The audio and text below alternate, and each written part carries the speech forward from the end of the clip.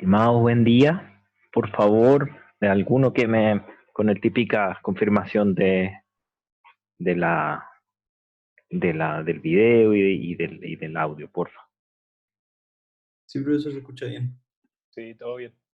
Vale, muchas gracias. Hernán Felipe, porfa, lancemos las preguntas de la tarea hacia el final y eso, ¿te parece? O si es que es individual, envíenmela por email y eso, porque como ya pasó la entrega, no hay problema, pero incluso pudiéramos explayarnos más si es que tiene dudas conceptuales y eso incluso me puede escribir un email, no hay problema con eso. ¿Ya? Dale. Sí.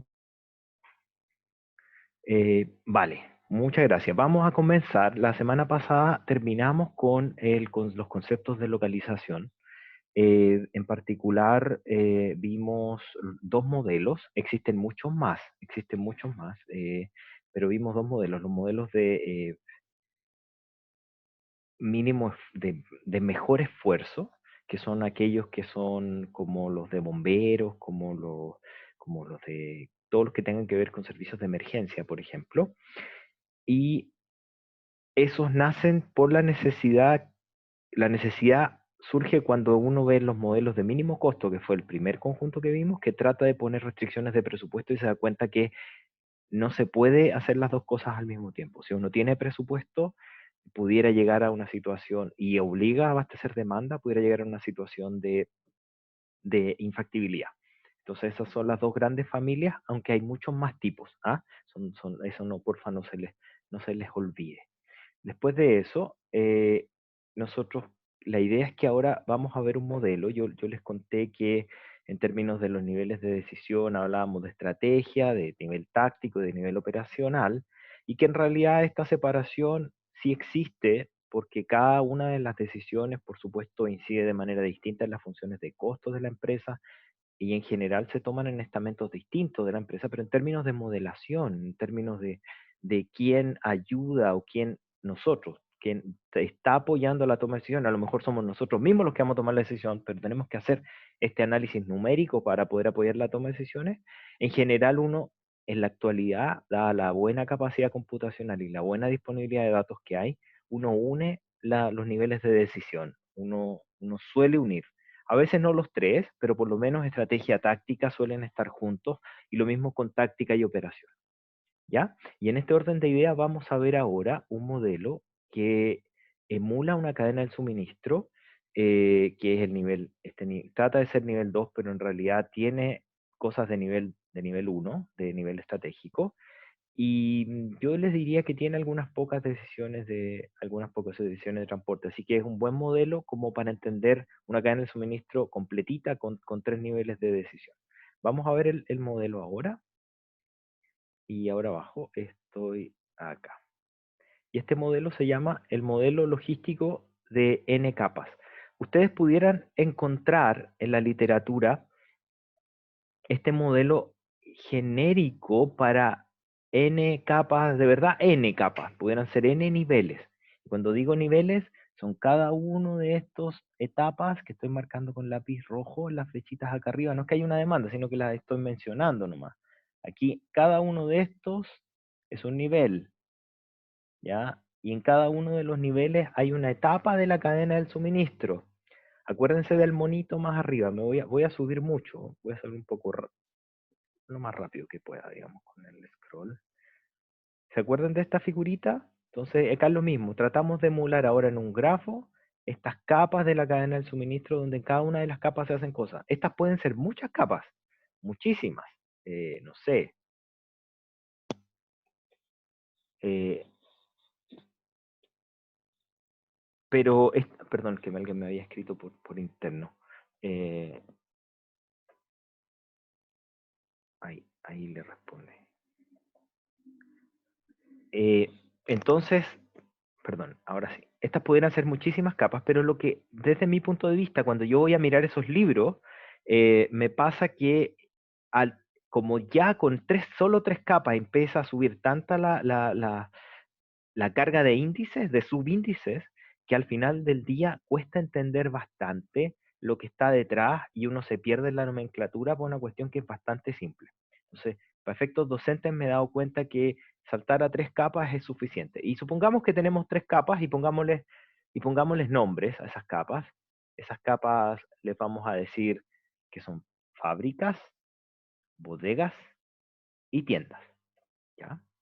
Ahora, este dibujo es un dibujo, y aquí cómo me gustaría poder estar online ahora, pero, o sea, en presencial, pero esta capa que ustedes tienen aquí, imagínense que ese papel o esta pantalla que ustedes tienen encima, están mirando hoy, ahora, que es este grafo que está ahí, es como es un pedacito de la red, un pedacito de la red que ustedes están viendo, que es solo el corte que tiene relación con el tiempo t, pero van a aparecer hacia sus ojos, saliendo de la pantalla, muchas de estas redes hacia ustedes, en las cuales van a ir avanzando el tiempo en la medida que se acercan a sus ojos, por decirlo así. ¿Y qué es lo que sucede en estas redes?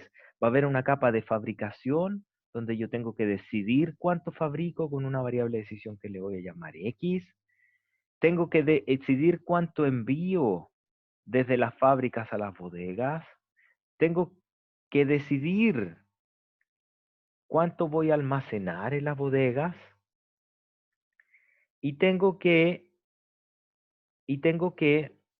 luego hacer el envío a las tiendas y de ese envío a las tiendas de modo de abastecer la demanda. Y cada una de esas cosas sucede en cada uno de los periodos. Y por eso que les digo que esta red es una red que solo representa un periodo T. ¿Ya? Tienen que entender que esta red es más grande, es indibujable con mis capacidades de dibujo, pero es como que salen más redes hacia ustedes, hacia sus ojos, de estas mismas redes, iguales. ¿Y cómo se conectan entre ellas? Y para hacer eso, y antes de entrar al modelo de n capas, voy a explicarles que desde esta capa de bodegas, y como saliendo hacia sus ojos, hagan como una regla de la mano derecha, como una flecha que viene hacia ustedes, hacia sus ojos, va a salir un stock hacia el siguiente periodo que ustedes van a dejar en la bodega. Y esa va a ser la interacción o el arco que va a conectar las redes. ¿Ok? Entonces, estos dos, estos, este pequeña subred, por decirlo así, o esta pequeña capa, para entender este problema, lo que quiero hacer es ver un problema pequeñito. Este problema pequeñito, porfa, pónganle atención, se llama el problema del lot sizing. Y el problema del lot sizing es básicamente el problema del análisis de una bodega. ¿Ya? El problema de análisis de una bodega en la que yo tengo que ver cuánto pido, el pedido, pedido, y el almacenaje o bodegaje. ¿Ya? Tengo que ver estas dos decisiones. Y ahora, fíjense que yo voy a ver, es incluso más simple que toda esa capa. Yo voy a ver solo una bodega, una pequeñita bodega B que esté ahí entre medio, una sola bodega, y la voy a ver a través del tiempo. Eso es lo que voy a hacer ahora. Entonces, vamos a ver esa bodega a través del tiempo, y esa bodega es posible de modelar como otro grafo. Y ese grafo es la misma bodega a través del tiempo. ¿Ok? Para una determinada bodega, es para toda bodega, pero para una determinada bodega, ay, discúlpenme. Denme dos segundos.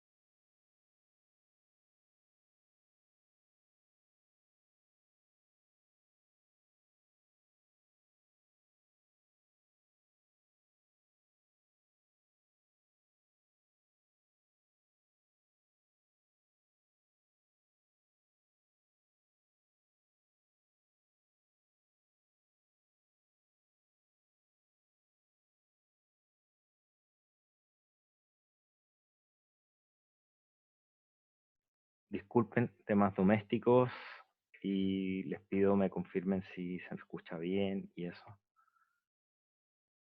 ¿Estoy ya al aire o se oye?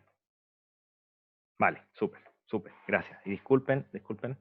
Ok, entonces esto que está acá es una bodega pequeñita. Esa bodega la vamos a modelar como que ahora eso que se venía hacia sus ojos, lo modelamos hacia el lado para que se vea. Es decir, vamos a ver cómo el stock se mueve a través del tiempo. ¿Y cómo se mueve a través del tiempo? Es a través del siguiente problema. En este problema ustedes tienen un stock inicial. En ese stock inicial ustedes después tienen que abastecer una demanda. Y esta es la bodega en el primer periodo, la bodega en el segundo periodo, la bodega en el, etcétera, hasta la bodega en el T periodo. Esos son los nodos. Y luego lo que entra y lo que sale son el stock inicial, que es un dato, lo que ustedes piden para que llegue a la bodega. Ustedes llaman, son el bodeguero, llaman y piden y llega a la bodega en el periodo 1 una determinada cantidad de pallets, de kilos, de lo que sea, y tienen que abastecer una cierta demanda que vamos a asumir, como siempre, un error, pero vamos a asumir que es conocida. ¿Ya? Somos que ponen una buena estimación. Y este mismo proceso se repite a través de los periodos, en los cuales se repiten los periodos, y ustedes van a tener el periodo 2 van a tener periodo 2 un pedido 2, van a tener lo que es el stock 1, que fue lo que decidieron, lo que quedó, digamos, en la bodega al final del periodo 1, el pedido 3, y con todo eso nosotros vamos a armar esta red completa hasta el final del periodo, ¿ya? Si nosotros asumimos, no es que vayamos a asumir, para que esta cuestión funcione, nosotros necesitamos conocer cuánto me cuesta pedir, que es algo lógico, porque uno sabe a sus proveedores, uno conoce el mercado, así que esto es un dato bastante factible de poder conseguir. No es algo raro, que uno no es un dato. Pudiéramos con alguna variación de mercado, uno pudiera conocer bastante bien los precios de compra de lo que está pidiendo. Y por otra parte están los precios de bodega. Yo ya lo mencioné alguna vez, en el curso de logística lo van a ver en bastante detalle, pero hay algo que me gustaría recalcarles respecto de los costos de almacenaje. Y cuando ustedes tienen una bodega, suele ser un error muy de recién graduado, por decirlo así, de personas con poca experiencia laboral, que cuando uno les pide por favor evaluar el costo de stock o el costo de existencia, que también es que se le llama en términos contables, suelen analizar cuánto cuesta guardar en bodega, analizando casi el metro cuadrado de bodega que tendrían que arrendar, por ejemplo. O sea, en el fondo se ponen en la situación de cuánto me cuesta almacenar. Ah, bueno, almacenar me cuesta el espacio el espacio en la construcción de un galpón, cuánto me cuesta mantener al nochero, el costo de electricidad, y se van con muchos tipos de costos. ¿Saben lo que pasa? Es que uno de los principales costos en realidad que tiene que ver con el stock, de tener existencia, de que ustedes tengan de que ustedes tengan almacenada sus productos, tiene que ver con el costo de oportunidad de lo que ustedes tienen ahí detenido. ¿Ok? El ejemplo, un- eh, no es lo mismo tener detenido una cajita de harina o de arroz que tener detenido un auto, por ejemplo, o un tractor o un camión. El costo de oportunidad de esa plata es gigantesco. ¿Ok? Entonces, cuando analicen ese costo, aparte de tener las consideraciones de la temporalidad que ya hablamos en la clase anterior respecto de ponerlo todo en términos de anualidades, por ejemplo, de que sea comparable, peras con peras, manzanas con manzanas, como les mencionaba en la clase pasada, adicionalmente acá no pueden dejar de lado el costo de oportunidad de tener la mercancía detenida. ¿Ok? Entonces, eso es relevante. Igualmente, por supuesto, el costo de tenerlo retenido suele ser más bajo que el pedido, ¿no? Generalmente el costo de almacenaje es más bajo, ¿ya? Suele serlo, a menos que sean elementos unas cadenas de suministro un poquito más complejas, pero no es el caso. En general, para pallets y cuestiones así, siempre que no sean perecibles, el costo de almacenaje suele ser más bajo. ¿Ya? Y después de eso, entonces, cuando uno tiene la función objetivo, que está el costo de pedir, el costo de almacenar, con eso en mano, ahora viene la restricción de flujo, que es la restricción de, básicamente, qué es lo que está acá sucediendo en términos del flujo de kilos de harina o de pallets, etcétera, o lo que haya, y es básicamente lo que sale, perdón, lo que entra al nodo es igual a lo que sale del nodo. Puse el S en este lado simplemente para dejar en el lado derecho, para dejar la constante, que es lo habitual en modelos de optimización, su forma canónica o estándar, dejar las constantes al lado derecho, pero esto es básicamente lo que entra igual a lo que sale, ¿ya? Así que este problema, si es que no lo han notado, y se los adelanto, no hay ningún problema cuando les entregue el enunciado de la tarea, que todavía están pudieran haber algunos grupos que no hayan entregado hoy, por eso que todavía no se los entrego, y por enunciado se los voy a entregar mañana la pauta de la tarea número 2, así que por eso les voy a entregar mañana la pauta de la tarea la pauta y el enunciado de la tarea número 2 y la pauta de la tarea número 1. Les voy a preguntar este modelo en la tarea, porque la gracia no es preguntarle el modelo, sino que que resuelvan una instancia de esta. Acá ya tienen el modelo, no es nada grave. De hecho, la idea es que lo usen.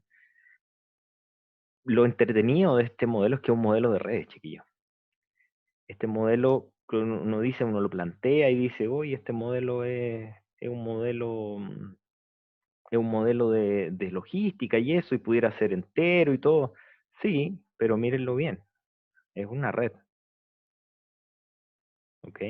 Es una red. Entonces un modelo susceptible de ser resuelto con técnicas de red. Y es la idea digamos, mi idea era justamente mostrarles esta estructura de red también, ¿ya? Así que pónganle ojo a este ejemplo. Y este es tómenlo como un pequeño paréntesis. Y este pequeño paréntesis me sirve para explicar el enlace en estas redes que están acá, de las distintas capas de redes que les van a salir hacia sus ojos, y el enlace de esas redes que salen hacia ustedes son estos mini problemas de bodega. ¿Ok? Ahora vamos al problema original, que es el problema de 3 capas. N capas en los libros, pero nosotros vamos a ver 3.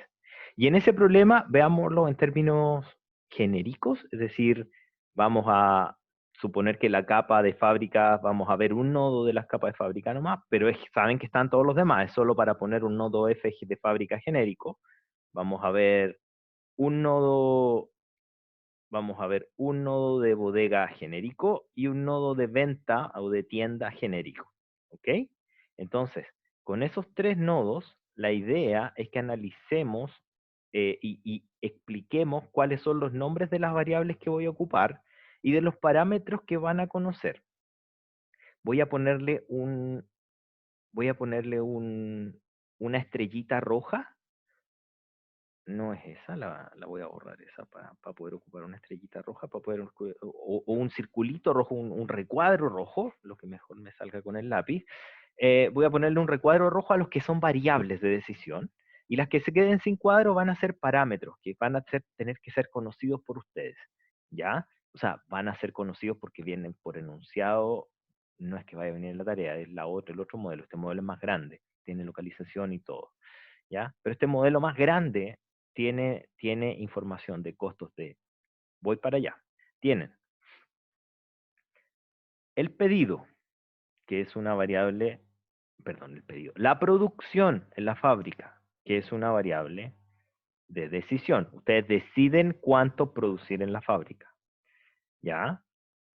Y después de eso, desde que deciden cuánto producir en la fábrica, voy a ir poniendo los nombres aquí para que les queden, y aprovecho que tengo el tablet para poder hacerlo. Esto es la producción, ¿ya? Después de eso, la segunda variable de decisión es la siguiente. Es la apertura de la fábrica, que es una binaria. Apertura de fábrica. Y vamos a suponer lo siguiente, chiquillos. Vamos a suponer que, por términos docentes, no es que siempre funcione así, pero quiero enseñarles dos tipos de restricciones, así que por eso simplemente lo voy a hacer. Pudieran haber otras formas de funcionar, pero vamos a suponer que la fábrica se puede abrir, o sea, para poder funcionar se debe abrir en ese periodo. Pero una vez que ustedes, cada vez que la van a ocupar, cada periodo que la van a ocupar, cada periodo T que la van a ocupar, deben abrirla y pagar un costo de inversión por abrir la fábrica, que es ese que marqué ahí, pero que no es variable, es un costo conocido. Y por producir tienen un costo variable de producción, ¿ya? Y adicionalmente la fábrica tiene una capacidad que se llama CAPF. Entonces la fábrica tiene capacidad CAPF, tiene un costo variable CB, F, y tiene un costo de inversión CIF. ¿Ok? Pero, y vamos a suponer que cada vez, cada periodo que se abre, ustedes tienen que pagar ese costo de inversión, que sería algo así como que existe la instalación, pero ustedes para poder echarla a andar tienen que contratar a la gente cada vez que, por ejemplo, como sería como el caso de los temporeros, si es que fuera por encontrar algún caso. Para efectos prácticos quiero enseñarles dos formas de modelar, porque va a ser diferente el caso de la bodega, no es más que eso. Después de eso, de que uno sale de la fábrica, nos vamos a ir con otra variable de decisión, que van a ser todas los envíos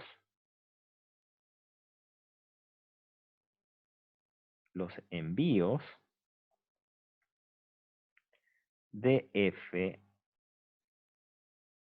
a B, ¿okay? Que es el transporte.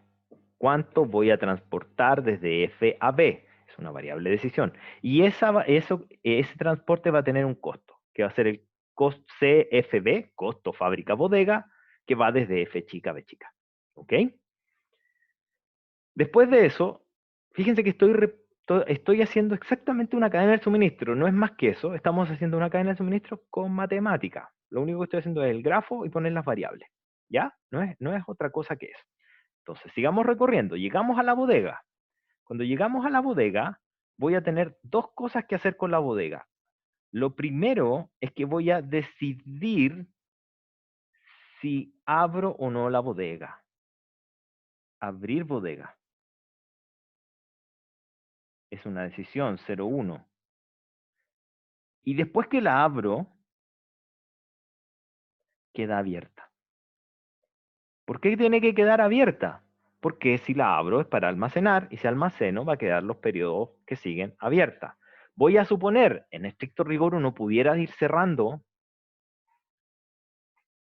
eh, apenas a uno se le desocupe la bodega, pero simplemente por simplicidad, para no poner tantas variables, porque ya tenemos muchas variables, supongamos que una vez que la abren, la dejan abierta. ¿Ya? Ese supuesto, porfa, va a generar otra familia de restricciones que quiero también que analicemos más adelante. Después de eso, vamos a tener otra variable de decisión, que es el envío que voy a hacer, el beta, el envío que voy a hacer desde la tienda, desde la bodega a la tienda. ¿Ya? Este es el envío, lo voy a anotar acá, el envío bodega a tienda. ¿Ya? Y después que hago ese envío, perdón, antes de eso, las variables que están relacionadas con la bodega son, las variables, los costos que están relacionados con la bodega son, el costo de inversión en la bodega es el costo de apertura y desde ese momento que se abre se queda abierta la bodega, el costo variable de almacenaje en la bodega, ¿ok? Que es un costo que tiene relación con cuántas existencias se quedan dentro de su stock, que ya como les decía en el problema original, en el problema del lot size, en el más chiquito, en ese caso particular, uno de los principales ítems es tener detenido el dinero, el costo de oportunidad del dinero de lo que hay ahí guardado. También esta bodega también tiene una capacidad, eh, N pallets, no más de N pallets, por ejemplo, se pueden quedar al final del periodo. Y hay una variable de decisión, por supuesto, que después vamos a aprender que en realidad no es que uno decida, sino que esto se observa, pero para términos del modelo de optimización es una variable de decisión auxiliar, por ejemplo, así que se puede derivar a partir de las otras variables, pero hagámoslo así para explicarlo mejor, que va a ser la cantidad de stock que ustedes van a dejar al final del periodo T en la bodega. ¿Ok? Entonces ese stock tiene que ser menor que la capacidad. Sigamos avanzando. Desde la bodega ustedes hacen envíos a la tienda y ese envío les cuesta C sub B. O sea, C, B larga, C, B corta, que es de bodega a punto de venta, a la tienda. ¿Ya? Y ese envío necesariamente tiene que abastecer a la demanda, que no es una variable, la marqué mal, esta no es una variable, este es un dato que ustedes conocen. Y vamos a suponer que las tiendas ya están instaladas, ¿ok? Ese no es parte del grafo, sino que es un indicador, es una indicación para que ustedes sepan que las tiendas ya están instaladas, ¿ok? Entonces, esta sería el esquema genérico de esta red. Me gustaría, porfa, que planteen abiertamente sus preguntas. En este punto voy a seguir avanzando, pero si tienen preguntas, interrúmpame nomás, chiquillos, ¿ya? Porque de aquí para adelante vamos a desarrollar, tiene que quedar súper claro este monito, porque este grafo con, con el modelo, con las variables, con los parámetros, porque de aquí para adelante vamos a construir el modelo entero. De hecho, aquí está el modelo, por decirlo así. ¿Ya? Así que interrumpan con confianza, porque voy a avanzar. Vamos entonces ahora a construir la función objetivo. Y la función objetivo, analicémosla acá primero. Analicemos la función objetivo acá en la figura del grafo completo. Y vamos a tener claramente niveles de los cuales van a ir apareciendo los costos. Vamos desde la fábrica hacia el punto de venta. Cuando uno se sitúa en la fábrica, las decisiones que toma es, ¿abro o no la fábrica? E incurre en un costo de inversión. ¿Cuánto produzco? Incurre en un costo variable. ¿Ok? Entonces, ya en la fábrica hay dos conceptos de costo. Inversión, apertura y cuánto produzco. Después de eso, viene un concepto de costos de transporte, que es cuánto envío de la fábrica a la bodega, que es alfa por CFB, ¿cierto?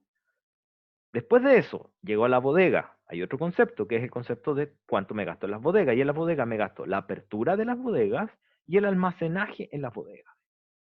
¿Ya? Hay dos conceptos de costo en la bodega. Sigo hacia adelante y está el transporte de bodega al punto de venta, a la tienda, que es el beta por el CBB, que es el costo de transporte de bodega a tienda. ¿Ya? Y es exactamente eso que dije en palabras, lo que escribí acá. Entonces, cada una de las etapas, en la etapa de la fábrica, le puse costos de fábrica en el tiempo T, va a ser la suma del costo de abrir las bodegas, de apertura, en las bodegas, la fábrica, y el costo variable de producción en las fábricas. Y esto tiene que hacerse para todas las fábricas, ¿ok? Necesariamente. Después de eso, cuando voy a la bodega, ¿qué pasa en la bodega? Tengo que decir qué pasa el transporte de fábrica a bodega en el tiempo T, simplemente todo lo que envío debe pagar su costo de transporte entre todas las fábricas y entre todas las bodegas. ¿Okay? Después de eso, voy a la bodega. ¿Qué pasa en la bodega? Hay una apertura de bodega, que es costo de inversión, el CIP W por W, que era la binaria, y el costo variable de almacenaje, que es CBB por S. ¿Okay? Y esto es para todas las bodegas. Y después de eso está el costo de transportar desde la bodega al punto de venta, que sería simplemente los betas, el costo de los betas, que es por C, B larga, B corta. Eh, Aquí no fue tan afortunada la elección de letras, pero está bien escrito, pero es una CB corta B larga, que es el costo variable de la bodega, y este CB larga B corta, que es el costo de bodega a punto de venta. ¿Ya? Disculpen ahí lo parecido de los dos parámetros, pero está bien escrito. ¿Ya? Después de eso, como cada uno de estos está definido para un determinado periodo, tengo que hacer la sumatoria sobre todo el tiempo y componer todos los costos. Esa es la función objetivo Entonces, en este punto yo me quiero detener y decirles, este modelo, hasta este punto uno lo ve monstruoso. Oh, qué modelo más grande. Pero me gustaría tener la certeza, y espero que sí, y me pasa todos los semestres, y espero que este semestre sea también. Con esta altura del semestre, ustedes lo ven, y yo suelo mostrarles un ejemplo difícil al inicio del semestre. Algunos se asustan, otros no, pero hartos se asustan. Pero en este punto que están viendo un corcho de proporciones bastante grandes, la mayoría está entendiéndolo bastante bien. Y este problema es un problema grande, es un problema real, que ya les permite solucionar cadenas del suministro de un tamaño bastante real y con condiciones bastante reales. Entonces, dense cuenta de eso, lo que están entendiendo ahora es bastante grandotote, ¿ya? Así que les puede ayudar después digamos, a modelar situaciones realistas. Las variables de decisión, como ya se las había marcado arriba, son estas que están acá, que es la producción en la fábrica, la apertura de la fábrica, el Y, X es la producción y Y es la apertura, el transporte de la fábrica a la bodega, que es alfa, la apertura de la bodega, que es W, y el storage, el bodegaje, el almacenaje en la bodega, que es S. ¿Ok? Después de eso está el transporte beta desde la bodega a los puntos de venta. Son muchas variables. Este problema empiecen a multiplicar fábricas por bodegas, por periodos, por puntos de venta. Este problema puede ser gigante, chiquillos, puede ser muy grande. Tan grandes que no caben en Excel, ¿ya? Tan grandes que no caben en Excel. Tan grandes que a veces ni siquiera GAMS u otro se la puede, y hay que comprar solver más grande. Hay que comprar Stiplex o Skip, que es gratis, pero la versión de empresa es más grande y hace más variables. Entonces, este problema ya pudiera ser potencialmente de gran escala. Ya pudiera ser de gran escala. ¿Ya? Pudiera, no necesariamente, pudiera. Vamos con las restricciones. Las restricciones, hay algunas restricciones que este semestre no me voy a detener tanto en todo lo que tiene que ver con la modelación entera, porque sé que todos vienen con la base dentro de la optimización, pero si no vinieran, y para los otros semestres lo voy a hacer, que así viene el syllabus, digamos, ustedes están en transición a Maya futura, que va a ser 2021 seguramente, 2022. Si ya están teniendo los contenidos más o menos de los otros semestres, pero lo habitual que uno hace para modelar capacidades, en un contexto en que además tiene que no se puede producir si es que no está abierta la facilidad, es que uno hace este tipo de restricciones que se llaman restricciones de este es el nombre que se les da en los libros, que se llaman restricciones de la gran M, que son muy, muy famosas. Y la gran M tiene una relación con la estructura de causa-efecto, o sea, si pasa a A, entonces B suele modelarse como lo que está acá, que una variable, que es la que se acota, tiene que ser menor o igual que M, y ahí esa es la parte de la cota. Después por otra variable binaria, que es la que controla si es que realmente esa variable se va a activar o no. ¿Ok? Entonces, ¿qué es lo que pasa acá? Veámoslo con el ejemplo, para que sea aterrizado y no lo veamos en genérico de modelación, sino que lo veamos en las cadenas de suministro. Si es que yo borro esto, si borro el i, lo único que estoy diciendo aquí es que la producción tiene que ser menor que la capacidad, lo cual es siempre verdad. Entonces analicemos si esto siempre se tiene que cumplir, es verdad, pero adicionalmente yo pudiera hacer lo siguiente. Pudiera decir, bueno, la capacidad del X, la producción, tiene que ser menor o igual que la capacidad, pero solo cuando la fábrica está abierta. Porque si la fábrica está cerrada, es decir, si ese I es cero, entonces lo que yo voy a estar pidiendo es que eso va a ser un gran cero y voy a estar obligando a que la variable de producción sea cero. O sea, es decir, si está cerrada la fábrica, produzco cero. Y esa técnica se llama la técnica de la gran M, si lo ven en el Giriel-Lieberman, por ejemplo. ¿Ya? Hay una pregunta, profe. ¿Cierto que la gran M solo se multiplica por una variable binaria?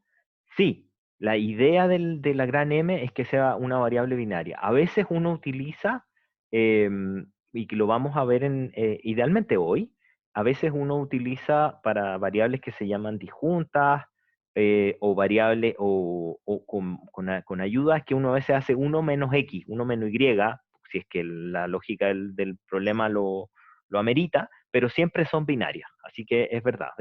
A veces es binaria o a veces es uno menos la binaria, pero siempre es binaria. ¿Ya? Súper, súper bien. Y esta estructura de modelación es súper útil. Les sirve mucho cuando uno no tiene experiencia modelando, suele hacer modelaciones del estilo X por Y, y eso está mal. O sea, en vez de escribir X menor o igual que la capacidad, ponen X por Y menor que la capacidad. Y eso está malo. Ya está mal porque les deja un modelo no lineal, y ese modelo no lineal es imposible de solucionar. De hecho, con técnicas con solver que son masivos y con una cuestión tan simple como esta pudieran apoyarse para poder dejarlo lineal. ¿Ya? Así que vamos con la segunda restricción, y en la segunda restricción ya estoy introduciendo una nomenclatura que es hacer uso de los grafos para que, mm, para que nos ayuden a escribir. Es una forma simplificada de escribir estas restricciones, pero nos pueden ayudar mucho a entendiendo la física que hay detrás, la lógica de negocios que hay detrás, poder construir la ecuación. Entonces vamos con lo siguiente. Las fábricas, como vimos en el ejemplo, no tienen capacidad de almacenaje, ¿ok? Entonces, ¿qué significa eso? Que si no almacenan necesariamente todo lo que se produce debe ser enviado a una bodega. Eso pasa en las fábricas. Es decir, todo lo que se produce, y ahí estoy marcando en la figurita, el XTF, todo lo que se produce en esa fábrica necesariamente debe ir a parar a alguna de las B bodegas.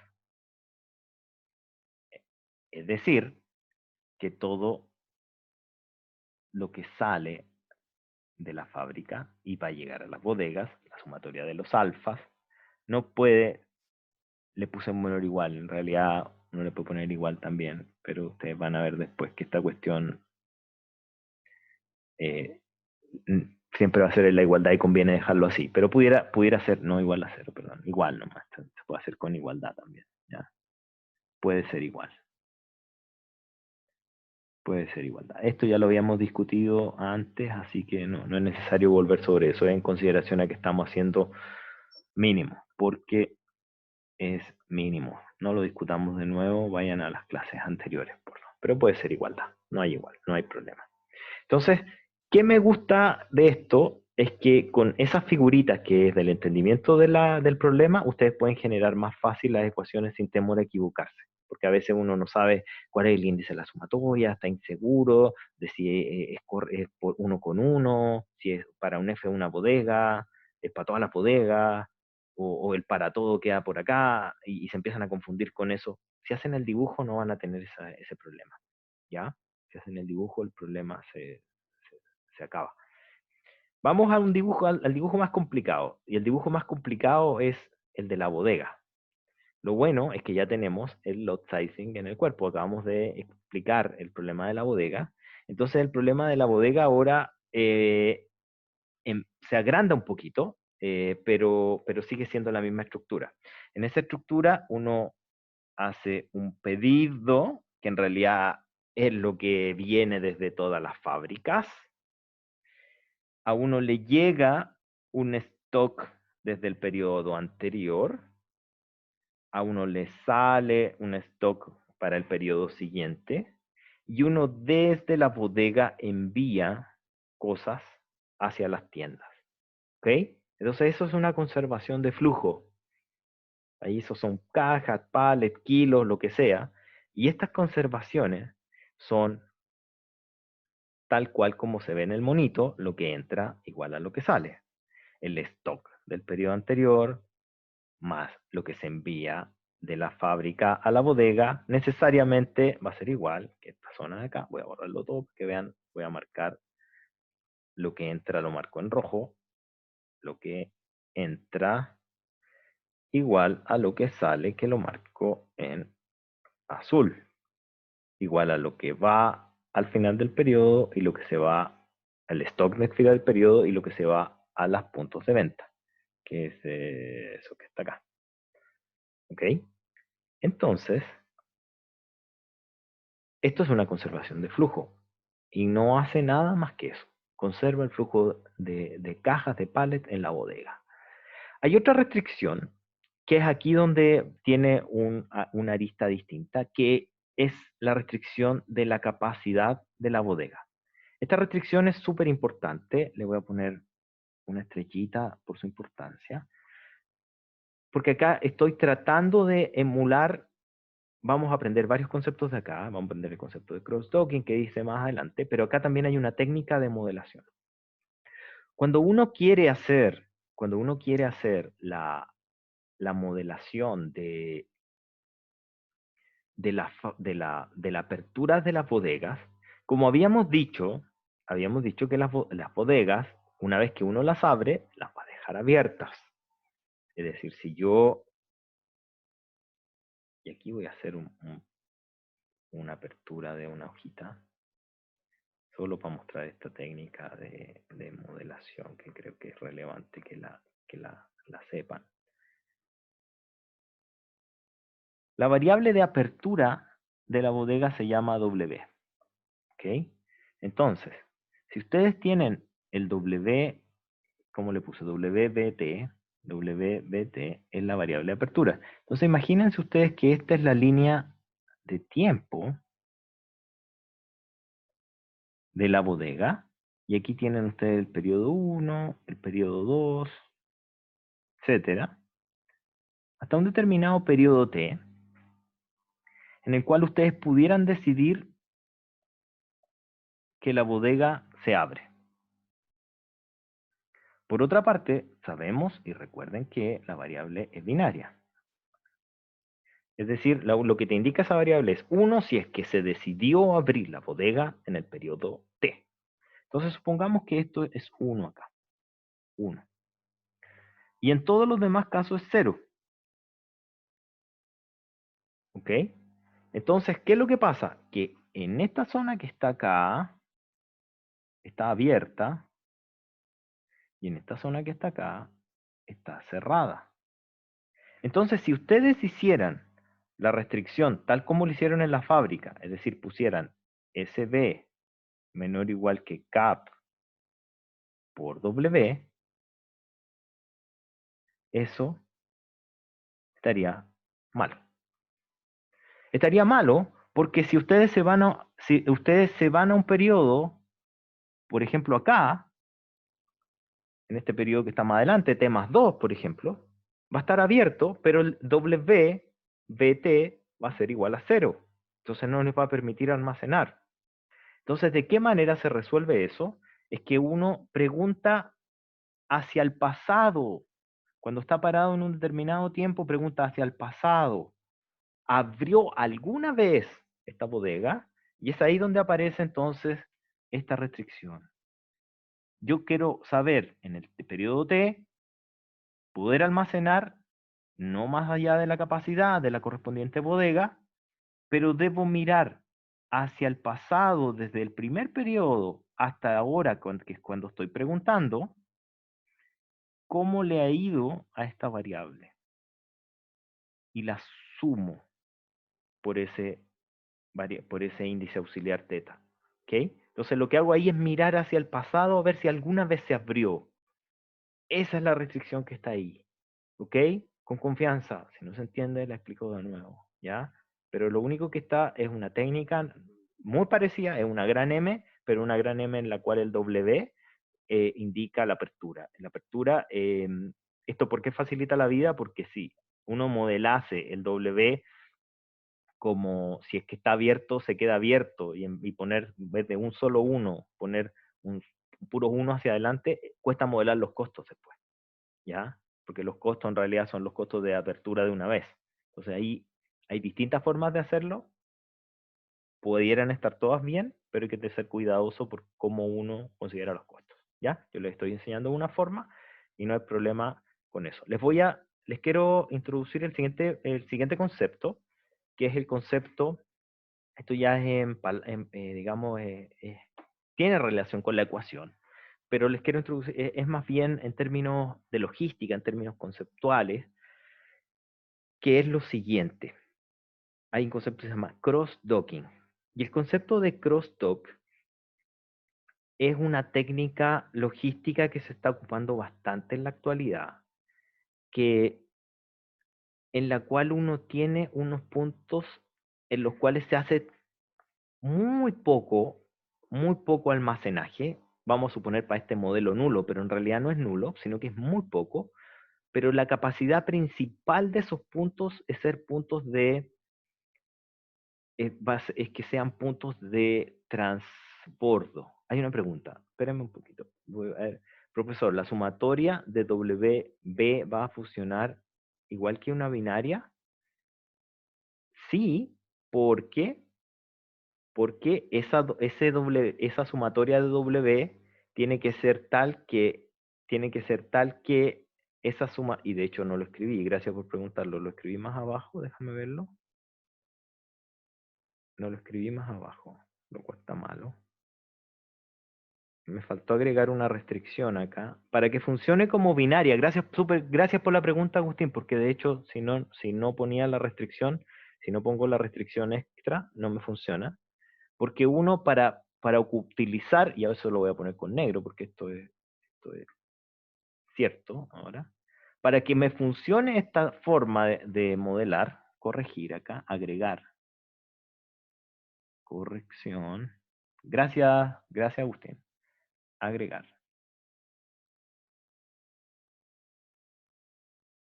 La siguiente condición, que es que la sumatoria de los WBT para todos los periodos del periodo 1 a t tiene que ser menor o igual a 1 para toda bodega.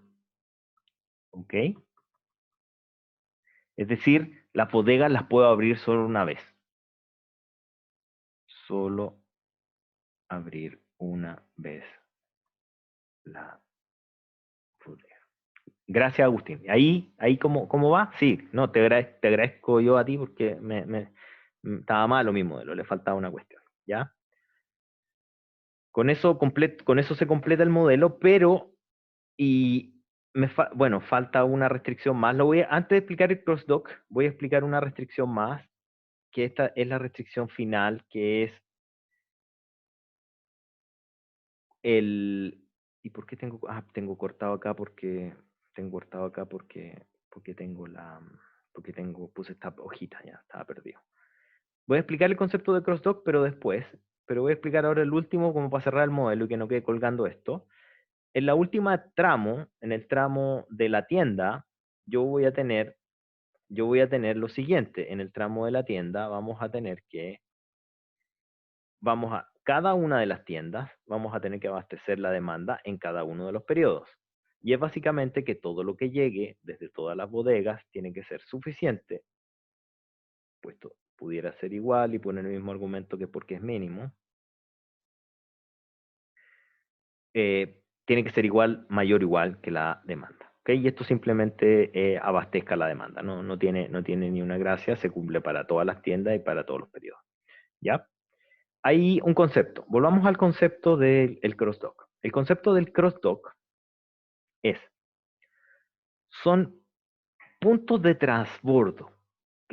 Y en estos puntos de transbordo generalmente no hay una capacidad muy grande de almacenaje, es casi nula comparativamente con lo que pudieran tener bodegas grandes como un puerto, por ejemplo. Pero en esos puntos de transbordo lo que se hace generalmente es cambiar de medio. ¿Cómo qué medio? Usted me pregunta, ¿cómo qué? Bueno, por ejemplo, el centro de distribución de Walmart, que llegan camiones gigantes por la carretera y después llegan al centro de distribución y desde el centro de distribución salen en camiones más chiquititos a los supermercados. No es el mismo camión gigante, a veces sí, pero generalmente no, pero no es el mismo camión gigante que llega ahí a la salida norte de Santiago, donde están la bodega de Walmart, que el camión que sale de ese centro de distribución y que va a entregar a cada uno de los supermercados. Son diferentes. Ahora, ese punto, en particular el centro de distribución de Walmart, sí tiene capacidad de almacenaje, pero hay algunos que no tienen capacidad de almacenaje, y un ejemplo es el CIAL, que está en Valparaíso. ¿Ya? ¿Qué es lo que es el CIAL en Valparaíso? El CIAL en Valparaíso es en Laguna Verde, Placilla, la entrada de Placilla, cuando uno va por la ruta 68 hasta Valparaíso. Arriba del puerto se instaló un cross-dock que tiene capacidad de almacenaje, pero es muy limitada. Y en ese punto lo que se hace es que llegan contenedores en forma masiva, llegan muchos contenedores y se van moviendo entre el puerto de hecho, entre los camiones, un track appointment system, de hecho, pero es, es como un puerto seco, por decirlo así, pero que se puso más arriba. Y es básicamente un punto de transbordo, ¿ya? Lo que manda dentro de estos cross-dock son la capacidad del patio. Y la capacidad del patio es cuántos camiones yo puedo albergar. Porque imagínense lo siguiente, imagínense que ustedes tienen una cierta capacidad de almacenaje en la bodega. No sé, chiquitita, 20. Pero a ustedes eventualmente les llegan camiones por 300 pallets, pero su capacidad de almacenaje es 20. Y si su demanda en ese periodo es 250, ustedes perfectamente pueden abastecer la demanda sin necesidad que su bodega sea gigantesca. Es porque su flujo, porque sus pedidos son tan fuertes que les permite hacer un paso. Es un nodo de paso lo que están haciendo. Pero ¿cómo pasa? Llega un camión grande y sale un camión chico. A veces al revés. Llega un camión chico, entre comillas, con dos o tres contenedores, dos generalmente, y sale un camión grande, pero que se llama barco. ¿Ya? Esos puntos de transbordo se llaman cross-dock. Esa actividad se llama cross-docking. ¿Ok? En este modelo, y en forma muy simplificada, uno puede permitir cross-dock o puede prohibir el cross-dock. ¿Ya? Cuando uno quiere prohibir el cross-dock, uno debe eliminar la posibilidad de que salga o entre transporte de un nodo bodega que no está instalado. Es decir, si el nodo bodega, que estoy marcando ahí, no está instalado, entonces uno tiene que prohibir, no solo porque ya prohibimos que no hubiera stock con esta restricción, y uno ya ahí dice, ah, no hay stock, pero adicionalmente tiene que prohibir que transiten cosas por ahí, es decir, en ese punto no pusiste cross-dock. Y cuando no pusiste cross-dock tienes que obligar, con la misma técnica que obligamos a que el stock fuera cero de la gran M, con esa misma técnica tenemos que obligar a que el transporte sea cero. Y puedo obligar a que sea el alfa cero o puedo obligar al que sea el beta cero. Con uno basta porque por transitividad, por esta igualdad, voy a estar haciéndolo, si lo hago en el beta o lo hago en el alfa, con cualquiera de los dos. Pero tengo que hacerlo al menos con uno.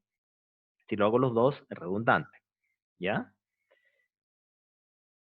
Por ejemplo, una gran M, ¿qué pudiera ser una gran M? La sumatoria de las demandas, en este caso, esta M1, es distinta a la M. Las capacidades totales de transporte. Es bueno tener M chiquitas, ¿ya? Porque con eso restringen el espacio de búsqueda de su modelo y las combinatorias de soluciones posibles son menores y por ende el problema va más rápido. Así que es bueno, la gran M, cuando estén programando, traten de no ponerle inf. Sí, que depende del problema. No pongan el flotante más grande que aguante el programa, sino que pongan lo más grande que permita acotar, pero que sea lo más chico posible para que no se llene de posibilidades. Porque aquí, por ejemplo, en este cap que está acá, ustedes pudieran haber puesto 10.000 veces cap, pero no tiene sentido porque el cap más pequeño, el que más le va a ayudar a restringir las opciones. Entonces, para restringir el cross-docking, ustedes pueden eliminar la capacidad, la posibilidad de que haya transbordo, es decir, que del camión grande me pase el camión chico, ¿ya? Que vendría, perdón, del camión grande me pase el camión chico, del alfa me pase al beta, y eso lo restringen con esta restricción. Ahora, si es que esta restricción no está, si es que la saco, entonces ahí permito el cambio de modo. No almaceno, sigo sin almacenar, porque el SDB sigue siendo menor que la capacidad por la sumatoria de los W, pero sí hay transporte, ¿ya? Entonces ahí permito crosstalk. Este concepto lo van a retomar en gestión de operaciones, también por encima, como lo estoy viendo yo, y después lo van a retomar en detalle con seguramente logística, ¿ya? Ahí me entró la duda, si es que en logística se ve en detalle, en gestión de operaciones no, pero en uno de los dos cursos, disculpen que no me acuerdo, en uno de los dos cursos lo van a ver en detalle el concepto de crosstalk, ¿ok? Yo les doy una pincelada inicial para que cultura general, cuando salgan a hacer alguna práctica y eso, sepan, le hablen de crossdock, sepan qué es lo que es un crossdock. Ya, ahí me están escribiendo un mensaje. Sí, vamos a hacer un break ahora, chiquillos. Démonos 10 minutos y voy a suspender ahora y 10 minutos de break. ¿Ya?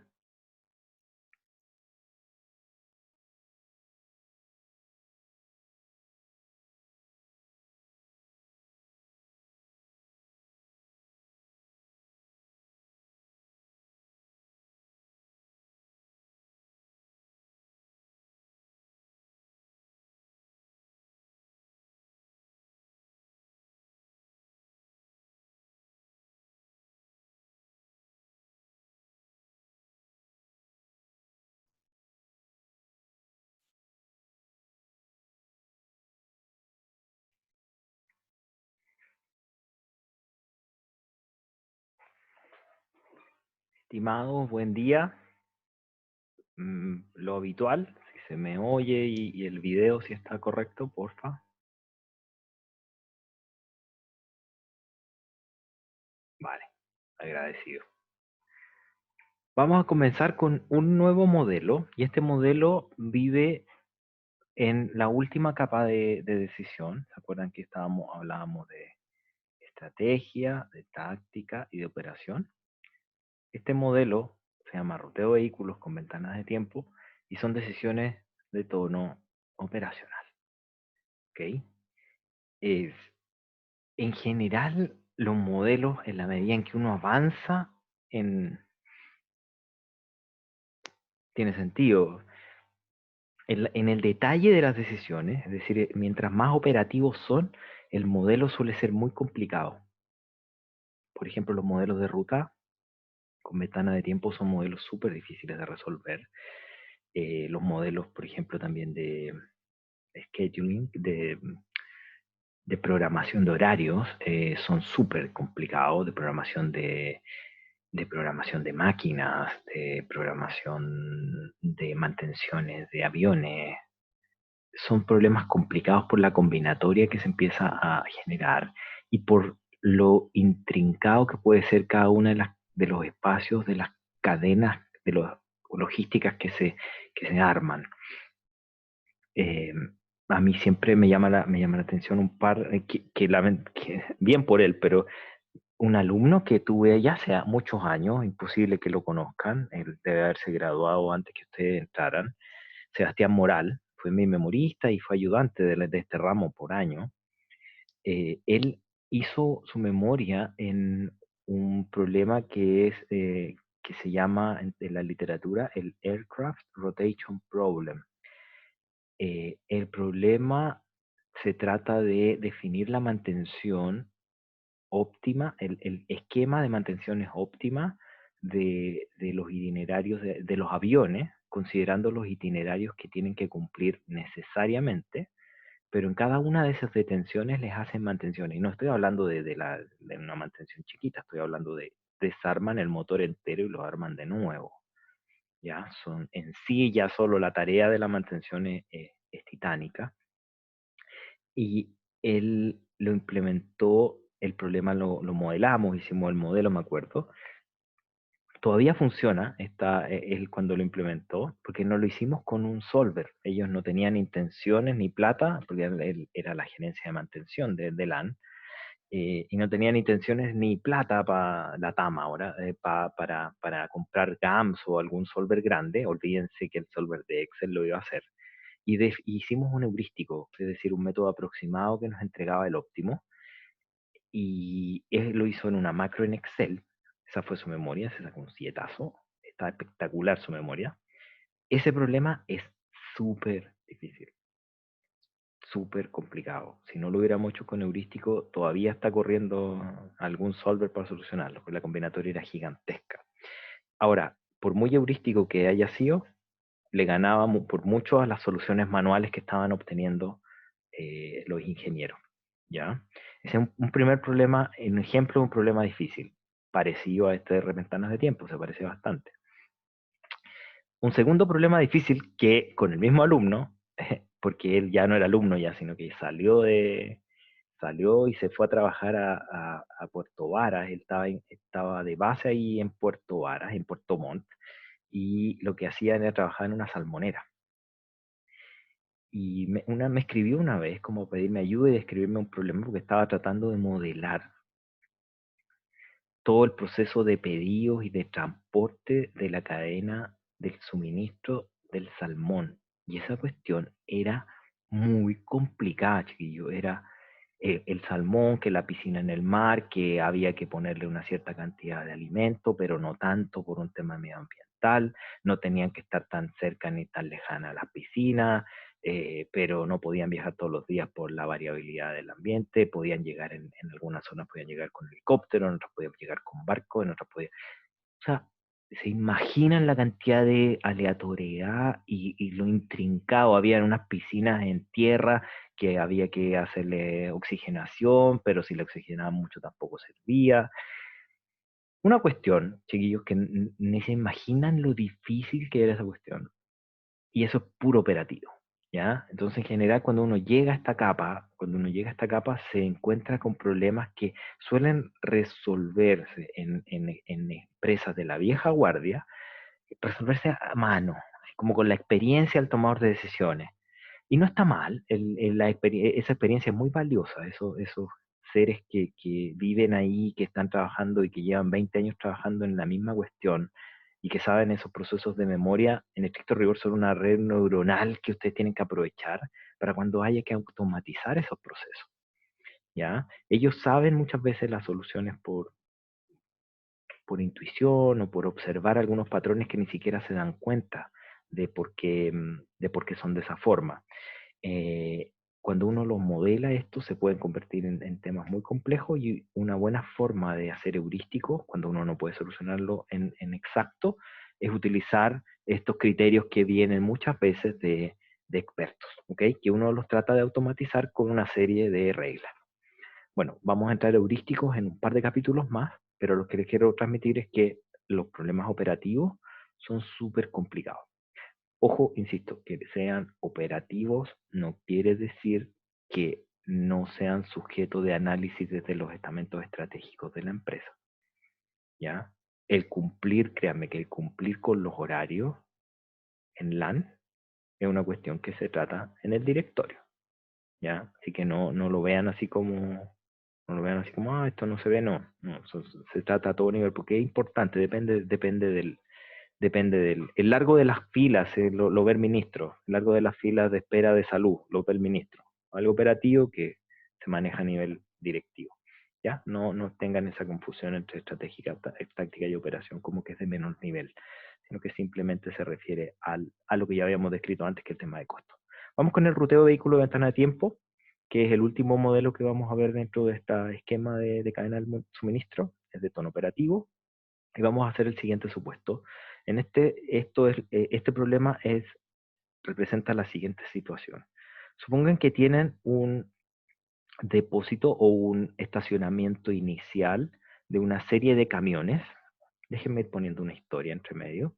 Y esos son una serie, le voy a poner una historia que no necesariamente es lo que van a ver acá, pero Supongan que son una serie de camiones de transporte de valores, es decir, de los Brinks o de los Dunbar, cualquiera, supongamos Brinks. Y esos camiones Brinks tienen un punto inicial donde están estacionados en la mañana y tienen un punto terminal en el cual llegan en la tarde después que hacen su trabajo. Generalmente en la práctica, físicamente el terminal y el depot, el punto inicial, están en el mismo lugar, pero no siempre. Para que sea en tono general, supongamos que están en lugares distintos, pero en general pudieran estar en el mismo lugar, ¿ya? Salgo y llego a mi estación base, digamos.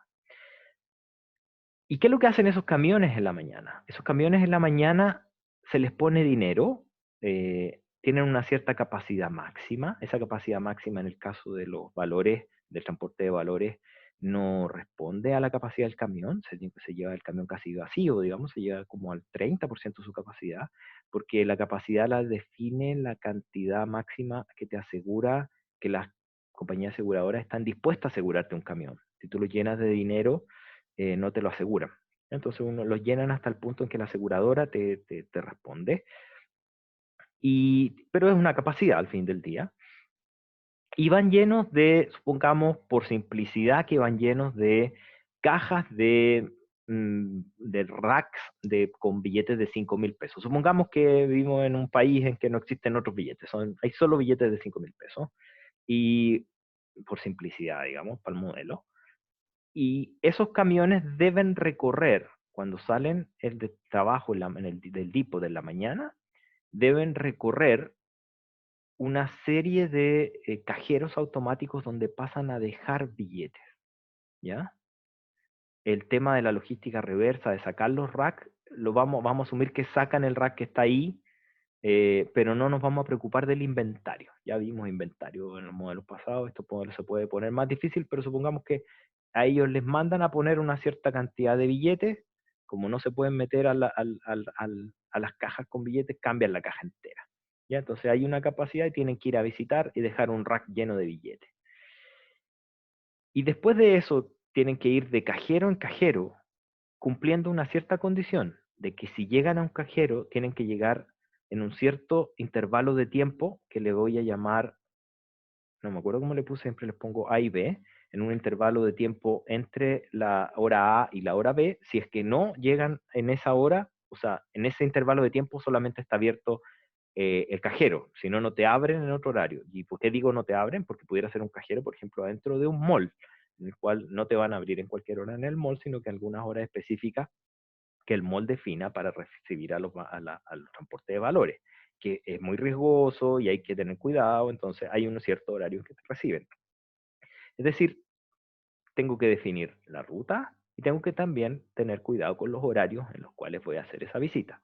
Y luego que hago todo mi recorrido, tengo que ser capaz también de que ese recorrido en el cual voy dejando, abasteciendo demanda, no sobrepaso mi capacidad.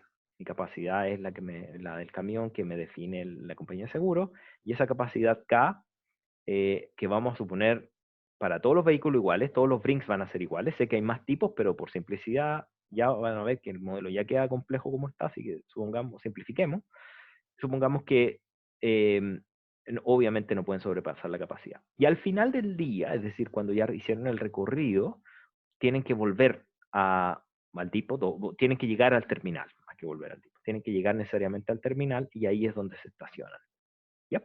Entonces, ¿por qué les puse ese ejemplo? Bueno, porque lo hicimos en la UANDE hace un tiempo atrás. Hubo un par de memorias de título, me acuerdo del alumno, Ivo Karsulovich, también de hace 1000 años atrás, y Ivo hizo su memoria en esto y le quedó súper buena, ¿ya? Le quedó súper buena. Y el problema era exactamente es un poco más complejo porque hacía manejo de inventario. El problema con inventario se llama Inventory Routing Problem, con ventana de tiempo, era complejo. Y ahora hagamos el recorrido de cosas que conocemos. ¿Ya? Aquí está seteado digamos, el problema en general.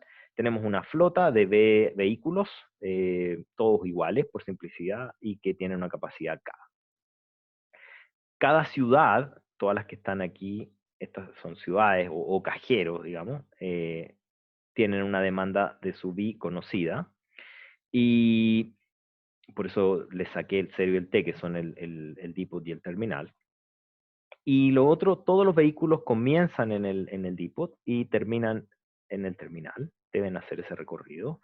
Conozco los costos de transporte, que son valores mayores que cero, y conozco el grafo, es decir, conozco los arcos que unen esas ciudades o esos cajeros.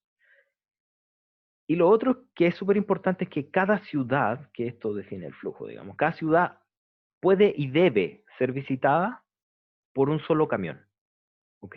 Y solo una vez. Es decir, no puedo llevar un pedacito de rack con el camión A y un pedacito de rack con el camión B. No.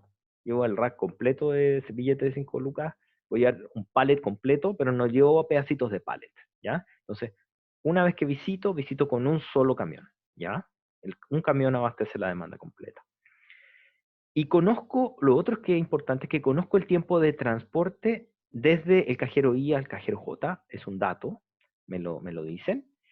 Y lo otro es que puedo generar un arco ficticio, cuyo costo es nulo, entre el nodo 0 y el nodo T, a modo que aquellos camiones que en la mañana no salieron a trabajar, uno asuma que se mueven sin ningún costo desde el origen al destino. Generalmente se quedan estacionados porque el depot y el terminal son lo mismo.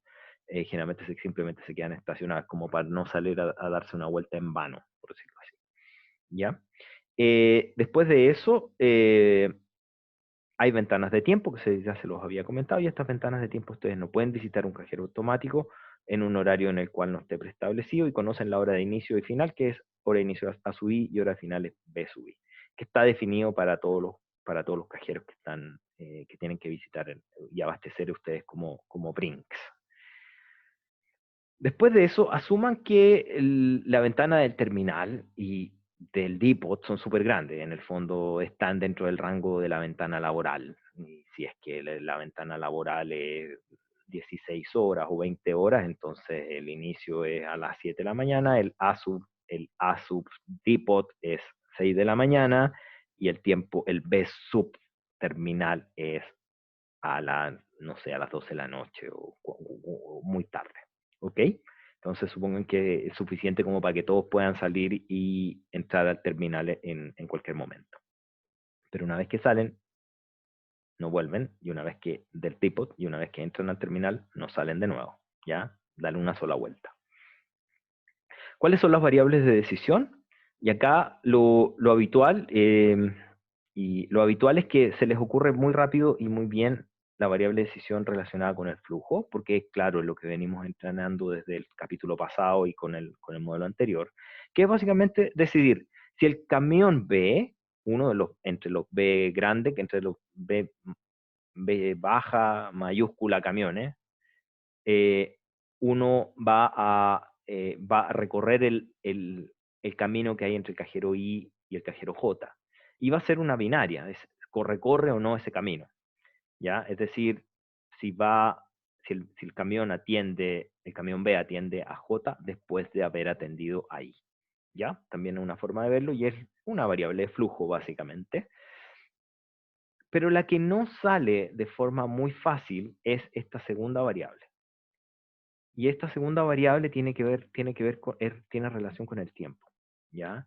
Y el tiempo ahora lo tienen que escribir como una variable continua que en el fondo lo tienen que pasar a decimal, por decirlo así. Y en esa pasada a decimal uno tiene que considerar también en decimales el A y el B, que es la ventana del tiempo en la que te atienden, de modo de poder modelar en qué momento llega el camión B al cajero I, ¿ya? Con esa variable yo puedo controlar ese tiempo. Por el momento no hemos visto ninguna restricción, pero hay que hacer primero una cronología y luego asegurarme que esa cronología de visitas esté en los tiempos correctos, que no me adelante en el futuro, que el pasado esté más atrás que el futuro, y que la ventana en la que llego sea la que me exigen los cajeros. ¿ya? Vamos con la función objetivo, habiendo definido esas dos variables de decisión. La función objetivo simplemente va a ser minimizar la sumatoria de los flujos. Recuerden que el grafo lo conozco, así que ocupo la nomenclatura del IJ y asumo que todos los camiones son iguales, que conozco esos costos que básicamente pudieran ser la anualización del costo del personal, el costo del descarte del camión y el costo del seguro anualizado y el costo de la tripulación. ¿Ya? El costo de los sueldos. Se me deben ir muchos otros costos, pero es como para que sepan de dónde sale ese costo. Y adicionalmente yo después, si hago o no hago ese viaje entre I y J con ese camión. Eso es la sumatoria de todos los costos. Recuerden que estamos viendo un solo día, no hay tiempo, no hay aquí por el momento, no por el momento, no vamos a ver tiempo en cátedra, por lo menos, para este modelo. Y la primera restricción es que desde el depot todos los camiones salen, ¿ok? Obligamos a todos los camiones a salir. Es decir que cuando yo sumo todas las, cuando yo sumo todos los, voy a hacer el dibujito de la red. Si yo estoy en el depot, ¿ya? Desde el depot a la nube, ¿ya? Desde el depot a la nube, es decir, son todos los J pertenecientes a delta subdepot sale, ¿ya? A todos los arcos que yo salgo desde el depot, necesariamente, cuando yo sumo todos los camiones que están acá, todo lo que sale tiene que ser igual a los camiones. Todo el mundo sale a trabajar, por decirlo así. Ahora, ¿cómo me aseguro que los camiones que no tienen nada que hacer? Es que agrego el arco 0T, que eso es lo que les contaba antes. Pero eso se hace artificialmente en la data, ¿no? Lo digo como para que lo sepan, pero eso para tenerlo, ¿ya? Después de eso, todos los camiones llegan al terminal, obligo a los camiones a que lleguen, exactamente lo mismo. En el fondo ustedes tienen la nube, tienen el terminal y obligan a que todos los J pertenecientes a delta terminal entra, es decir, estos arquitos que están acá, ya, esos arquitos que están ahí, eso no es una nube, esos arcos que están ahí, que entran al terminal, necesariamente al sumar por todos los camiones, me haga que salgan todos los camiones. ¿Ya? Entonces aquí entran todos los camiones, salen todos los camiones. Todos salen a trabajar. Después de eso, no puedo sobrepasar la capacidad de los camiones. Fíjense en lo siguiente. Esta restricción que está acá a veces es un poquito difícil de entender. Y voy a hacer un monito acá. Déjenme hacer un monito para explicarla.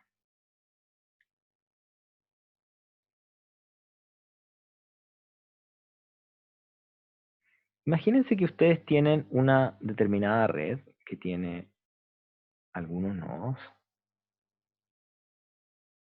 donde este es el depot, de este es el terminal. Y lo que están diciendo, imagínense que este es el nodo A, este es el nodo B, este es el nodo estrella. Y supongamos que el camión hace esto. A del depot A, del depot A, se me quedó feo, del depot a B, y después de B se va a estrella. Y después de estrella se va para la casa, se va al terminal. ¿Qué es lo que estamos diciendo? Que estamos diciendo que todos los puntos por los que yo salgo, los nodos de los que yo salgo, estoy diciendo que el X sub A B, mi vehículo B, que el X sub B estrella del vehículo B, esos dos que están ahí, yo tengo que cumplir en la salida de todos ellos que el X sub estrella T del vehículo B, en cada uno de ellos yo tengo que cumplir con la demanda. Entonces, cada vez que paso por estos que están acá, por esos nodos que están acá, es decir, la sumatoria de esos de sub i, necesariamente que son todos los i que están en los nodos, pero no son ni el 0 ni el t.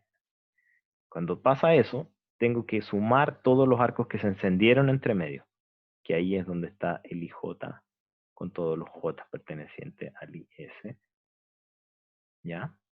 Del correspondiente camión. Es decir, todo lo que voy dejando, esa demanda, más esa demanda, más esa demanda, que es de A más de B más de estrella, tiene que ser menor o igual que K. Entonces, de esa manera es como se construye esta ecuación que había escrito acá. ¿Ya? Simplemente fue para explicarlo. ¿Ya? Y para cada camión debe cumplirse. Después de eso, vamos a explicar bueno, esta es muy fácil, la D es muy fácil, que es simplemente que en cada nodo, en cada cajero, solo entra un camión y sale un camión. Y eso es para la atención de la entrega de un solo rack, por un solo camión. No hay pedacitos de rack, ¿ok? Así que eso es importante decirlo, pero es simplemente a la salida y a la entrada tiene que haber un solo camión. Después de eso, podemos ver el tema de que toca visitar dentro de la ventana de tiempo. Y esto es más simple porque para visitar dentro de la ventana de tiempo es simplemente decir que el momento ese en que el vehículo B visita el nodo I, el cajero I, tiene que estar dentro del AI B sub I, que es el intervalo de tiempo que me van a atender en el mall, por ejemplo. Es que I es el mall. ¿Ya? Y después de eso viene otra condición, porque hasta este punto de ahí para arriba, digamos, sin el F, hasta este punto configuramos un flujo, configuramos la salida de camiones, la llegada de camiones, el tiempo, pero no hemos enlazado S con X. No hemos enlazado el tiempo con la decisión de ir. Pero sí sabemos algo. Sabemos que si yo decido ir, si es que yo decido atender J después de haber atendido I, es decir, si X sub IJ es 1, necesariamente el tiempo en que yo visito J, tiene que ser después, más es decir, mayor, que el tiempo en el que visité I, más lo que me tomó el transporte, desde I a J. Esto necesariamente tiene que ser así. ¿Pero qué estructura tiene? Tiene justo la estructura de A implica B. ¿Ya? Si pasa algo, entonces pasa lo otro. Tiene que pasar esto si es que pasa lo otro. Cuando tienen esta estructura, lo que se ocupa es una gran M. ¿Ok? Y esta estructura de la gran M la vamos a hacer ahora para enlazar estos dos modelos, porque lo habitual, malamente que se hace, es decir que se hace un modelo no lineal, en el cual ponen en forma errónea una multiplicación aquí por x sub i, lo cual está malo, de hecho lo borro, ¿no? Para que no quede ahí ni siquiera. Eso está malo porque queda un modelo no lineal, multiplican el s por el x. En cambio, con esta estructura que está acá, que ya la voy a explicar, funciona perfecto esto de la cronología. La cronología es decir que el tiempo en el que, si yo decido ir de I a J, el tiempo que visito J está después. Es así de simple en palabras. Y en matemática no es tanto más complejo, pero uno lo puede hacer de esta manera. Analicemos esa restricción. Veamos qué es lo que pasa si yo decido ir de I a J. Si yo decido ir de I a J, X sub IJ es igual a 1. Si X sub IJ es igual a 1, entonces esto es igual a 0. Y por ende, cuando yo decido visitar, acá tenemos un gran 0, y por ende se va a cumplir la ecuación de la cronología. Es decir, el tiempo en el que visito J, porque esto lo puedo mover para allá, el SJ va a ser mayor que el TIJ más el SI. ¿Ya? Eso es por una parte. Cuando yo decido visitar. Pero yo cuando no decido hacer esto, cuando no decido, y esta es la parte como rara, porque es donde sobra mucha información, por decirlo así, cuando yo no decido, en estricto rigor lo que va a pasar es que este valor que está aquí es un 0. El XJ es un 0 porque decidí no ir. Y si eso es 0, entonces este valor que está acá, lo que queda en el lado derecho de esta restricción, es un número m muy, muy grande. ¿Ya? Que, por ejemplo, pudiera ser la ventana laboral, que la puse acá. ¿Ya? Que pudiera ser, si son 24 horas, por ejemplo. Entonces, lo que está diciendo es que el espacio de tiempo que hay entre una y otra tiene que ser menor que 24 horas. Y eso siempre va a ser así. Nunca se va a activar esa restricción y no me interesa. ¿Ya? No me interesa qué es lo que pase. Entonces, esta gran M sirve para acotar la cronología cuando el X se activa, cuando el X es igual a 1, pero cuando no, simplemente no me importa. ¿Ok? Entonces, esta también es una gran M, para que la tengan en consideración, y es una forma de hacerlo. Con esto, ¿por qué puse el flujo? ¿No lo había puesto arriba? ¿No había puesto el flujo arriba? Disculpen que no me... Claro, me ha pasado lo mismo que me volé y lo escribí al final.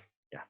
La restricción obvia es que toca que se conserve el flujo, chiquillo, y esta restricción es de la suma de los delta sale menos los delta entra, que ya eh, que ya no, que ya la saben hacer, digamos. Todos los flujos al interior de la red, en todos los cajeros, lo que entra igual a lo que sale. ¿Ya? Vicente pregunta, no entendí qué cosa no importaba. Ah, perfecto, no hay problema. Mira, Vicente, en esto es lo siguiente. En esa restricción que está ahí, lo que nosotros tenemos que asegurar es que cuando yo decido ir, es decir, cuando X es 1, cuando esto vale 1, cuando yo decido ir de I a J, es decir, cuando el X sub J es igual a 1, se tenga que cumplir la cronología. Entonces lo que sí importa es que el S sub J, al moverlo yo para allá, al mover el S sub J para acá, me quede que el S sub J es mayor que el S sub I más T sub J. ¿Ya? Y eso se cumple cuando esto pasa. ¿Ya? Entonces eso es lo que sí importa.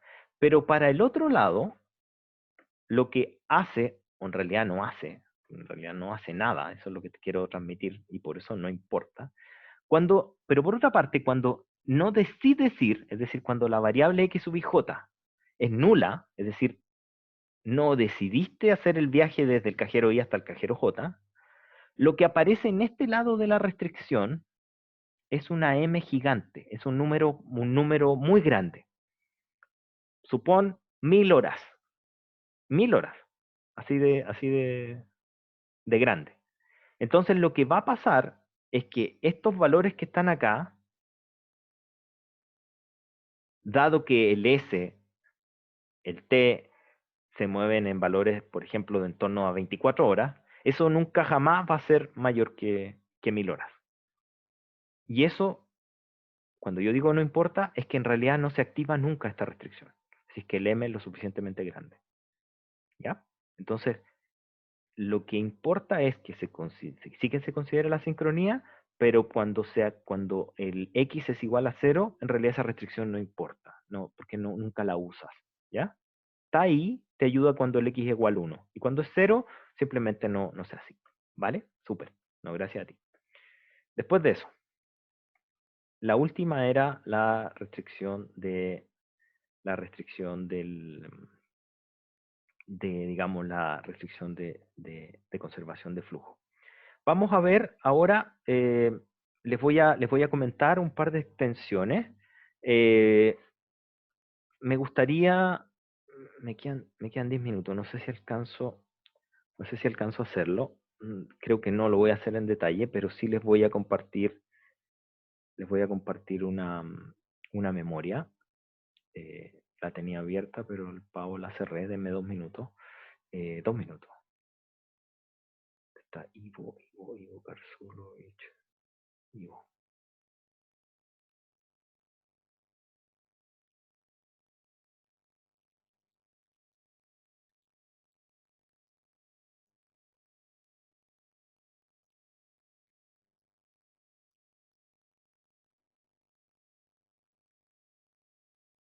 Ya está. Ay, pero debía haberla abierto para poder rayar. Denme un segundo, de nuevo me equivoqué. Acá está. Ya, vamos a ver una aplicación. Tengo la presentación, de hecho, de Ivo, pero quiero ver el detalle, porque en la presentación puso puros conceptos y ahora estamos viendo ecuaciones, así que vamos. Miren, acá está la red de cajero automático. Puso la mayoría, para no decir que eran los de Redbank, porque en ese momento habían algunos que no estaban afiliados a Redbank. De hecho, no sé si Banco Falabella ya está afiliado a Redbank, pero no importa, era la mayoría de los cajeros automáticos, donde las puso en un mapa. Él hizo el problema cuando en el 2015, era 2015 o 14, ya no me acuerdo, disculpen que ando volado. 2010 no puede ser esto, si yo todavía no entraba, la Wanda en el 2010, no puede ser 2010. Esta no es la última versión nomás, debe haber sido el 2014 esto. Eh, el 2014, de hecho el 2010 todavía no hacían el doctorado, así que no puede ser. Da igual, pero el 2014 hubo el siguiente problema. Y hubo que, para un 18 de septiembre, los cajeros empezaron a quedar sin plata. Y para los fines de semana largos, los cajeros empezaron a quedar sin plata. Y la gente reclamaba de, oye, no tengo cómo comprar porque no puedo sacar plata. Son problemas bastante pedestres ahora que en todas partes hay tarjetas de crédito, pero a veces no había acceso a la tarjeta de crédito y la gente necesitaba plata en esa época. Y lo que pasaba es que a las empresas de valores les costaba cero dejar los cajeros sin plata porque no había ninguna multa. Y los bancos, como Transac, que es un monopolio, les importaba un pepino, básicamente, y dejaban a la gente sin plata. Entonces la gente empezó a reclamar y hubo un proyecto en el cual querían calcular la multa para la cual el cajero automático, uno pudiera ponerle una multa tal que las personas empezaran a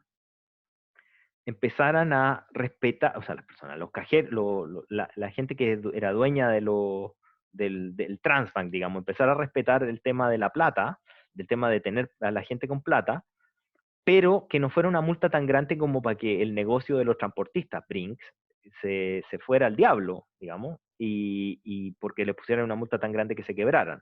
Entonces, esto era lo que queríamos. Entonces, había que meterse en este mismo problema del ruteo de vehículos con ventanas de tiempo, pero más encima con manejo de inventario. Es decir, la mezcla del lot sizing, la bodega, con el ventanas de tiempo. Lo cual, créanme que queda un problema gigantesco, tan grande que tiene hasta un nombre en la literatura, ustedes lo pueden buscar, y se llama el ruteo de vehículos con inventario, Inventory Routing Problem.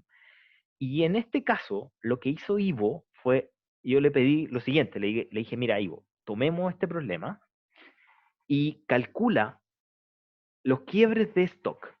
Y ustedes ya lo habrán visto, puso más acá arriba, puso manejo del inventario, cuando se creaba el stock, la demanda bajaba el punto rojo, y cuando estaba entre lo mínimo versus lo mínimo aceptable, y no es que haya inventado cosas, sino que inventó márgenes de seguridad, y súper bueno, de hecho se ocupa esta cuestión.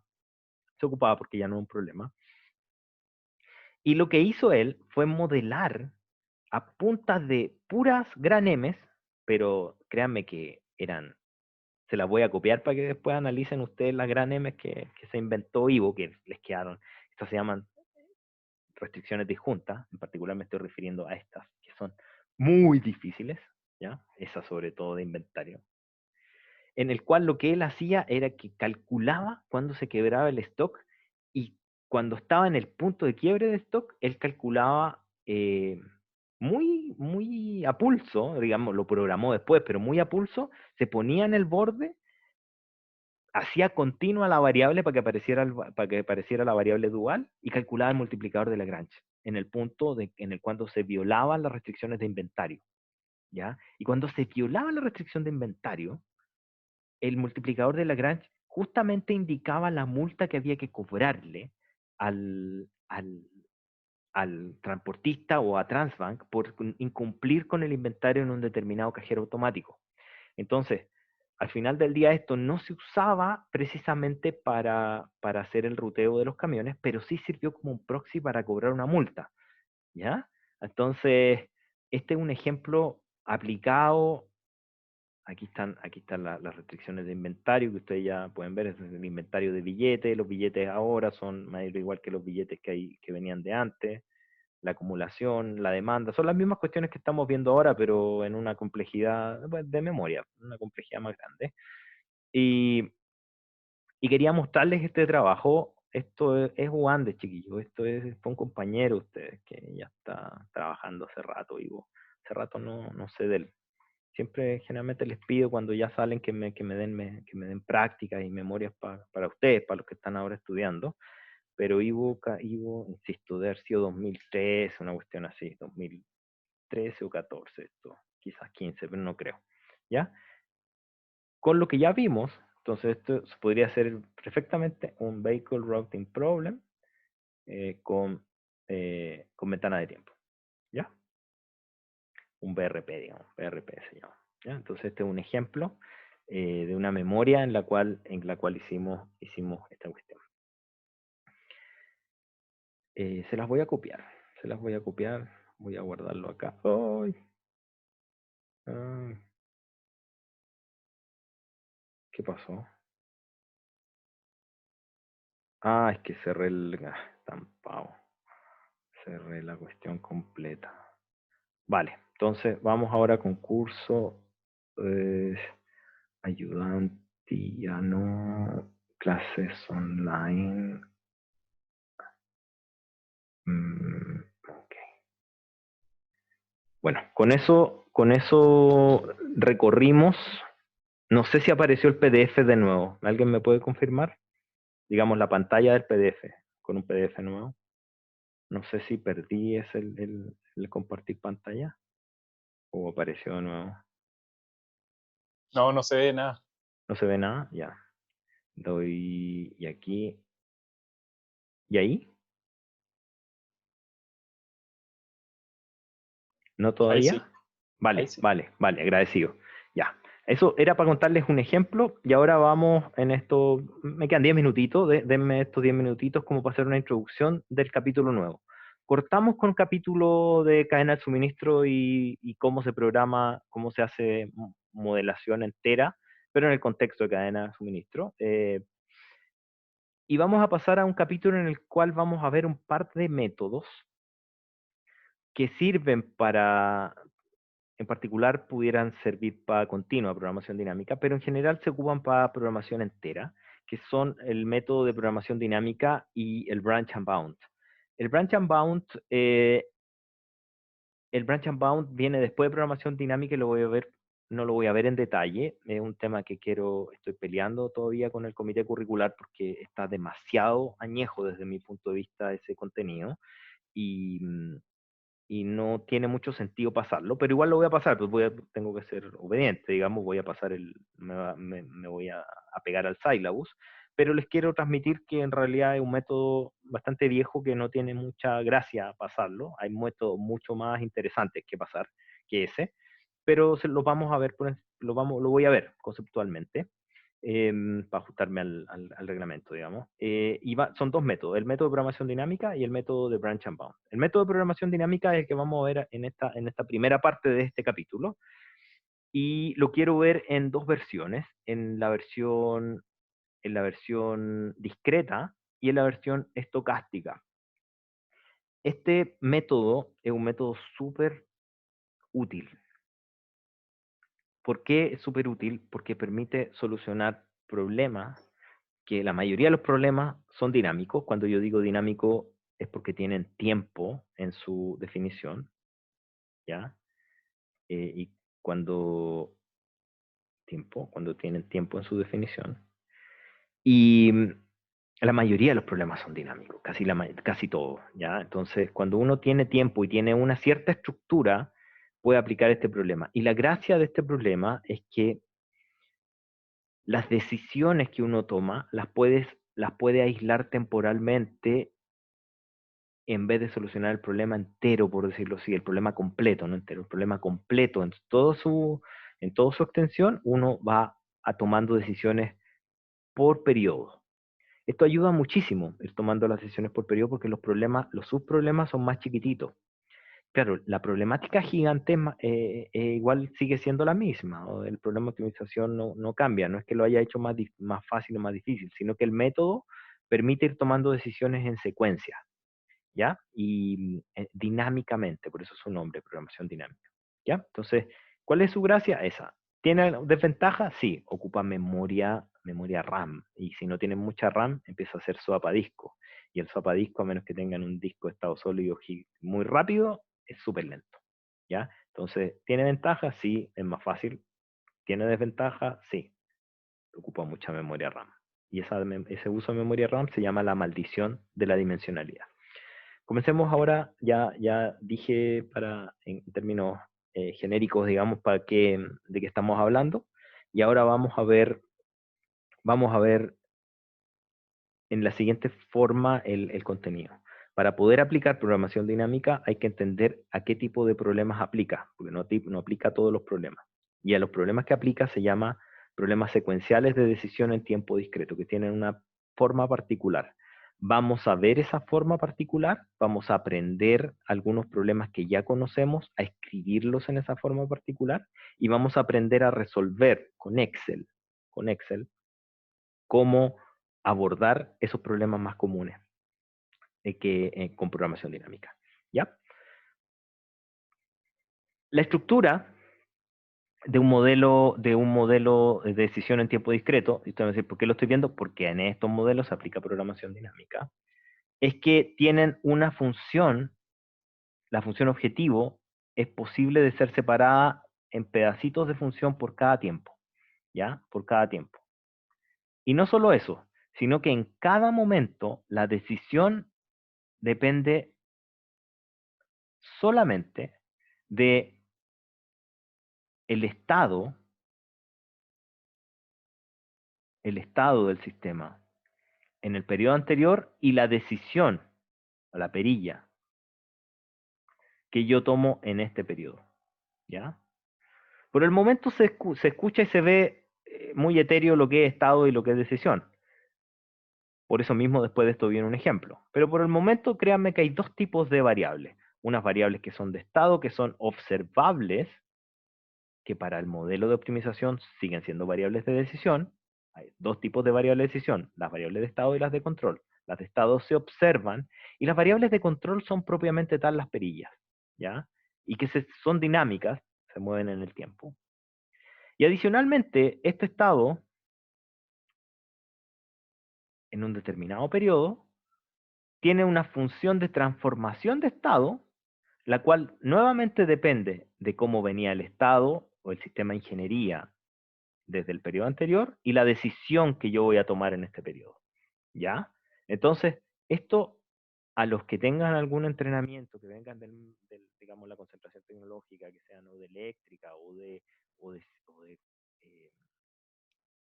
no, los de computación no lo ven, pero los de obras civiles, esto es un problema de control automático, chiquillos. Que es discreto el tiempo, sí, pongan el tiempo continuo, esto es un problema de control discreto. ¿Ya? Si les parece conocido, sí, es un problema de control, no sin ningún temor díganlo sin temor. Este es un problema de control y le estoy enseñando una técnica para solucionar problemas de control. ¿Ya? Paréntesis y volvemos a industrial. ¿Dónde podemos encontrar esta forma? Esto ya lo dije. ¿Dónde podemos encontrar estas formas? Vamos a ver un ejemplo. Supongamos un ejemplo en el siguiente y muy aterrizado. Y supongan que tienen un mapa en el cual ustedes van en un auto, ¿ya? Y en este auto ustedes se encuentran en la esquina que está definida por la calle, a las calles vamos a ponerle el nombre de horizontal 1, H1, H2, H3, horizontal 1, 2 y 3, y vertical 1, 2 y 3, para no andar poniendo calles que no me sé el nombre o nombres muy largos. Así que las calles son H1, H2, H3, y las verticales son B1 y B2, ¿ya? Si es que yo estoy en la esquina, voy yendo hacia la derecha, tengo tres opciones. O viro hacia mi izquierda, a la izquierda del auto, hacia la derecha del auto, hacia la izquierda del auto, hacia la derecha del auto, o sigo derecho. Si es que yo tomo alguna de esas decisiones, voy a cambiar de estado. Si estaba en la horizontal 2 con la vertical 1, si doblo a la izquierda, voy a llegar a la horizontal 1 con la vertical 1. Si sigo derecho, voy a llegar a la horizontal 2 con la vertical 2. Si doblo a la derecha, voy a llegar a la horizontal 3 con la vertical 1. Y esas son mis opciones. No hay más opciones. Y después de eso, nuevamente, en cada uno de esos puntos, voy a tener la misma disyuntiva. Si sigo derecho, si doblo a la izquierda. Y supongan que esto lo estoy haciendo como para llegar a un punto que está por acá, lejos, lejos, en el cual tengo que llegar desde el punto inicial, desde este punto inicial, tengo que llegar a este punto final a mínimo costo. ¿Ok? Entonces sería como un problema de transporte. Entonces mis opciones, si yo estoy parado, si estoy en H2 con B1, entonces mis opciones son H1B1, H2B2, si voy a la izquierda, si sigo derecho, si voy a la derecha, H3B1. ¿Ok? Esas son mis opciones. Esto también yo lo puedo dibujar como un arbolito. Y esos árboles se llaman árboles de decisión. Y este arbolito me dice, si yo estoy parado en esa esquina, esto es exactamente el mismo mono que estamos haciendo arriba, yo tengo tres opciones, tres decisiones. Si doblo a la izquierda, si sigo derecho o si doblo a la derecha. Y cuando tomo esa decisión, llego a un estado. Entonces las flechas son decisiones y los nodos son estados. ¿Ya? Yo controlo la decisión y observo al estado al que llego. ¿Ok? Pregunta para todos, abierta, si me pueden responder. ¿Cómo evalúan que crece este árbol en un problema que tenga, no sé, 40 nodos? ¿Es chiquito o es grande? ¿Crece mucho o crece poco? ¿A o B?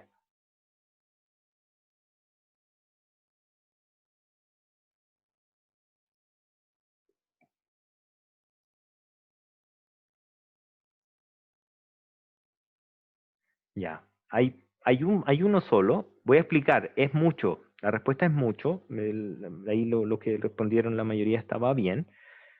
Crece muchísimo porque la combinatoria hay que recorrer al final del día, dependiendo de los niveles que lo que uno esté analizando, la discretización que uno esté analizando, los niveles de decisión, esto puede explotar en términos combinatoriales, puede ser exponencial incluso, y la cantidad de árboles y de decisiones que se abren puede ser muy, muy grande, y por ende crece demasiado.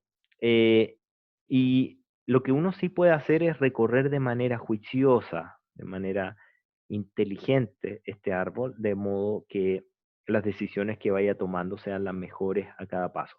Se parece en cierta medida a Branch and Bound, pero tiene la ventaja de que para un cierto tipo de problema, no importa, Vicente, está bien, para un cierto tipo de problema, funciona como avión, vuela, ¿ya? Y bueno, vamos a ver justamente ese tipo de problemas que son súper repetitivos y lo quería ver a punta de ejercicios. Me topó, así, ahí el que me dijo, sí, me topó la hora. Les dejo los ejercicios acá, voy a quedar hasta aquí, hasta acá quedamos. Les dejo estos ejercicios aquí, vamos a partir desde acá a la otra clase. Creo que vamos a alcanzar programación dinámica. Les voy a subir un Excel. Déjenme ver si alcanzo a verlo. Ah, sí, sí lo voy a alcanzar a ver. La otra, en el módulo de Canvas les voy a dejar un Excel donde, y un enunciado de una prueba antigua para que podamos resolverla con programación dinámica. Y, y con eso vayamos soltando la mano con el Excel para la programación dinámica. ¿Ok? Esta materia es cortita, por eso mismo prefiero hacer hartos ejemplos si no nos entiende mucho. ¿Ya? Hasta acá quedamos, chiquillos. Les agradezco. Lo habitual, voy a grabar el video, voy a subirles el archivo con anotaciones y, y quedo al pendiente. Les pido, había uno que me había pedido como una reunión, le pido disculpas porque ahora tengo ahora, me está marcando un colega. Me voy a desocupar como unos 45 minutos más o media hora, yo creo. Te pido porfa que me escribas. Ya no me acuerdo, me quedó el comentario más arriba, no anoté el nombre, disculpa. ¿Ya? Pero escríbame nomás al email y no hay problema, porque se notaba que era con afán de aprender. Así que súper bueno. Chiquillos, pregunten, los noto muy medio callados comparativamente. Si no entienden, díganme. Si voy muy lento, díganme también. Con toda confianza, a lo mejor voy muy lento y están ahí desesperados y no me han dicho. ¿Ya? Así que nada, que estén bien y estamos en contacto. Les voy a subir más tardecito, sí, porque demora en editar el video, en guardarlo. Les subo el video. ¿Ya? Vale, que estén muy bien, nos estamos viendo.